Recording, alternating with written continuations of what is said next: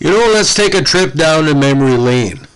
Now, 43 years ago, when the Star Wars Holiday Special debuted in the United States and Canada and worldwide, there was a character that was premiered during a Nelvana cartoon group presentation during the special. Pretty well, it was the only good thing about the Holiday Special. The character's name, of course, was the legendary Boba Fett. Now, what George Lucas wanted to do was to turn Boba Fett into a villainous character similar in scope or impact as Darth Vader in relation to recognition of his evil ways. But over the years, since Return to Jedi, when he allegedly died and came back to life or succeeded out of the sandpit monster's stomach, he's turned to be part of canon as a survivor, as an anti-hero. Now, a big relaunch of that efforts by Lucas 43 years ago has happened in recent months, and the big thing that a lot of people have been made aware of, and some have forgotten because of all the stress over COVID, is that the final goal has been met for a lot of people. Now, the Book of Boba Fett is an upcoming American TV series which will be premiered on Disney Plus in late December, most locations December 29th.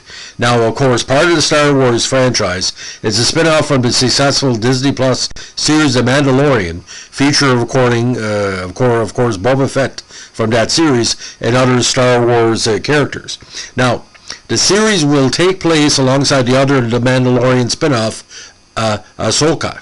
Now, Tamora Morrison stars as Boba Fett.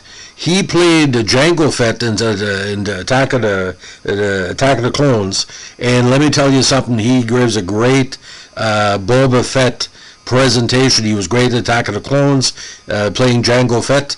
And let me tell you something, he can bring the character. Now, he will be co-starring with the very talented Ming-Na Wen, who will star as Fennec Shand. Now, both reprised the roles from The Mandalorian and other, again, previous Star Wars media. Several attempts were made at developing a standalone Star Wars film centered on Boba Fett before Lucasfilm began prioritizing its streaming series such as The Mandalorian. Morrison appeared as, again, Fett alongside Wen in the second season of The Mandalorian, and a potential spin-off series was first reported almost a year, 13 months ago, in November 2020. The Book of Boba Fett was officially announced in December of 2020, with, again, Morrison and Wen as the key stars. Filming had begun by that point and lasted until June 2021.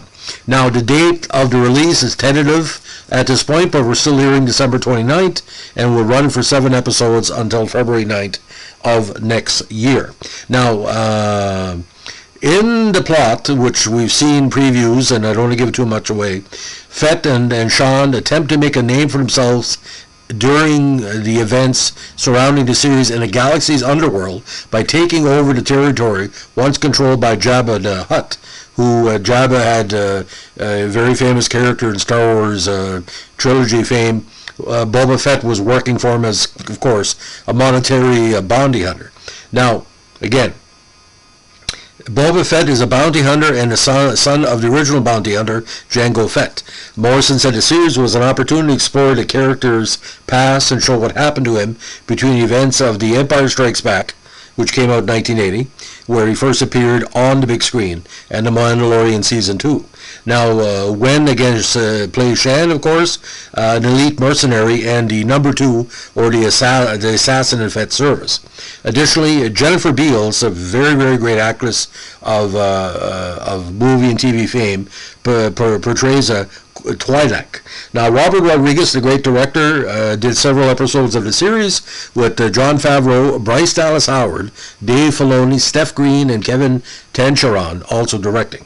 Now, the series at this point consists of 7 episodes. There might be a second season. We don't know. Not too much information on the plots have been fully released. Now, Disney CEO Bob Iger announced the development of several Star Wars standalone films in February 2013, and we've seen quite a few. One was reportedly centered on the bounty hunter character, Boba Fett. Now, the movie would take place between Star Wars and Empire Strikes Back, or The Empire Strikes Back and Return to Jedi. Well, of course, in Jedi, he looks like he was dead. The film was also said to explore the other bounty hunters seen in The Empire Strikes Back. Now, in early 2014, Simon Kinberg approached director Josh Trank about making a Star Wars film, and Trank made a pitch for a Boba Fett film to Star Wars producer Lucasfilm. He was hired to direct that June. Trank was scheduled to announce the film at Star Wars Celebration Anaheim in April of 2015 and also reveal a teaser for the project. But this was cancelled at the last minute after Lucasfilm became aware of the troubled production on Trank's film Fantastic Four, the 2015 version. Now, in May 2015, Trank was pretty well let go and was no longer working on the film. A Boba Fett film was reportedly still being considered by Lucasfilm as of August 2017. Now, following the financial failure of the film Solo, a Star Wars story, a prequel starring, again, featuring Han Solo, Disney reconsidered her Star Wars film output. By October 2018, the Boba Fett film was no longer moving forward, and Lucasfilm was prioritizing the Disney Plus streaming series The Mandalorian instead. Now, Iger said in February 2020 that spin-offs of The Mandalorian were being considered, and there was potential to add more characters to the series with the intention of them giving them their own series. In May, Morrison was set to appear as Boba Fett in the second season of The Mandalorian. Morrison portrayed Boba's father, Jango Fett, again in Star Wars Episode 2, Attack of the Clones, and went on to provide the voice of Boba Fett in various Star Wars media. Before Morrison's involvement in The Mandalorian was confirmed, Fett briefly appeared in the first season episode Chapter 5, The Gunslinger, alongside Shand, portrayed again by Wynn. Morrison makes a short appearance in the second season premiere, Chapter 9, The Marshal, before being fully introduced in Chapter 14, The Tragedy, directed by Rodriguez. Now, by early to November 2020, production of either the third series of The Mandalorian or potential spin-off series focusing on Boba Fett was believed to be scheduled to begin later that month in early December. Now, the Boba Fett spin-off series was not announced by Lucasfilm president Kathleen Kennedy at Disney's Investor Day event on December 10th, when the Mandalorian spin-offs Rangers of the New Republic and Ahsoka were announced. Kennedy said those series exist within the Mandalorian's timeline and were planned to culminate in a climatic story event. Kennedy did announce that the next chapter of Mandalorian story would premiere in December 2021. Now, the Mandalorian second season finale, Chapter 16, The Rescue, was released later December 2020. It includes a surprise end credit sequence that revealed the Book of Boba Fett was coming December 2021. This led to some confusion and speculation among commentators who believed this was a subtitle for the third season of The Mandalorian, and that The Mandalorian would be switching focus from his title character, Din Djarin, to Boba Fett with the third season. Now, Favreau, The Mandalorian's creator and showrunner, soon clarified that the Book of Boba Fett was its own series, separate from the third season of The Mandalorian. He explained that the spin-off was not announced by Kennedy at the Investor Day event because he did not want to spoil the surprise of the reveal at the end of Chapter 16. He added that production had already begun on the spin-off. It is executive produced by Favreau, Dave Filoni, and Rodriguez, with Rodriguez directing again several of the series episodes. Like the other spin-offs, the Book of Boba Fett is set within the timeline of Mandalorian and has been described as The Mandalorian Season 2.5. The production referred to each episode of the Book of Boba Fett as it was a third season of Mandalorian. For example, the first episode was referred to as 301, rather than the typical 101 for a series' first episode. Again, the series has 7 episodes. With the series' official announcement in December 2020, Morrison and Wen were confirmed to be reprising their roles of Boba Fett and Shand, and other previous from Mandalorian and the other Star Wars media. Now, before the announcement, Wen had assumed that she'd been hired as a series regular for the third season of Mandalorian. Additional characters from The Mandalorian are expected to appear, and again, Beals was revealed to be a part of the series in November of this year. Now, filming for the series again began in late November 2020 on the Stagecraft Video Wall Volume in LA that was previously used for the first 2 series of The Mandalorian. Now, COVID-19 safety guidelines were followed on set, with crew members wearing masks and face shields around actors, and rapid testing for COVID-19 every 3 days, and normal testing for the virus once a week. After 2 weeks of filming, members of the cast and crew learned they were making the Book of Boba Fett rather than The Mandalorian Season 3. Again, Dean Cundy serves as a cinematographer on the series, and filming wrapped up on June 8, 2021, with Obi-Wan Kenobi taking over the LA sound stages. We'll be doing a podcast on that later, and that's been really delayed. We'll have to get into the politics of that. Now, ILM will provide the visual effects for the series, and scoring sessions, of course, the great composer Ludwig Göransson will be doing the music for the Book of Boba Fett. Now, we're looking at weekly releases until February 9th, 2022, but you never know because there's final scoring and, special effects. But I've seen the previews, and Jango Fett, Boba Fett, the actor plays him. He's a very handsome man, but it's very, very, very dramatic, his acting style. And he's of Aboriginal descent from his home country, and as many Aboriginal actors are in Canada, Mr. Morrison has very, very much of a presence, a regal presence. Now, the way they're going to spin this, and I hope you take it the right way, they've been developing him to an anti-hero, because a straight-in bounty hunter, there only can be one way, he's a bounty hunter, but anti-hero, does he feel conflicted? But if you watch Return of the Jedi, when he fell into the sand monster in the fight on, against Luke, and the monster kind of burps, we figured, hey, that's it. Because the way the character was premiered in '78 in the Star Wars Holiday Special, and don't forget they were using the Boba Fett character already before the second Star Wars movie, selling figurines, all kind of merchandise. He was appearing at public events like he's duplicates. I've been waiting 43 years, ever since the success of the Nevada cartoon, to bring this forward. And I honestly think this could be a superstar show, and I tell you why. It can be much of an international sensation, because right now the arm is hot for people that are not white on the screens.